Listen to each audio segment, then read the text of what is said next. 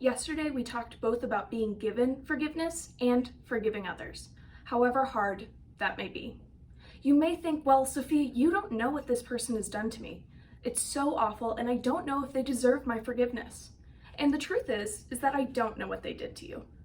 But I do know that just as you need to forgive others, you also are in need of forgiveness from others as well. You've hurt people just as deeply as others have hurt you. And if you need a clearer example of that, look at our relationship with God. We were in desperate need of forgiveness from Him, and He gave that to us freely out of His own love for us. You see, Jesus broke this cycle of violence and unforgiveness and resentment so that we could be free from it. So I want you guys to think, how can we be receivers of such a beautiful and wonderful forgiveness and not extend that same forgiveness to others?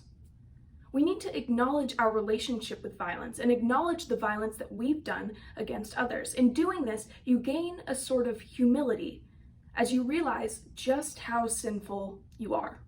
And I'm going to encourage you guys to think through and confess the harm that you have caused other people. I know that's hard to think about, but I want you to think of what you've done that you need forgiveness for, because I guarantee that that exercise will open up your eyes and help you to see just how much you need to be forgiven for.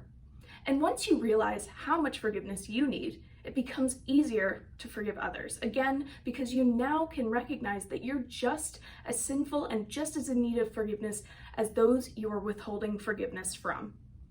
And who do you need to forgive? Who are you holding on to resentment that you need to let go of?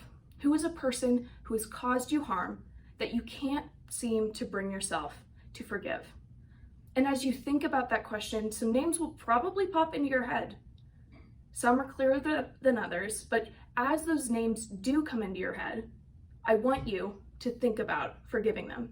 I mean, really think about it. Understand that you are also in need of forgiveness and that you shouldn't be withholding that from others. Let go of the anger and resentment and control that you have over this forgiveness and surrender that control that you are clinging to God.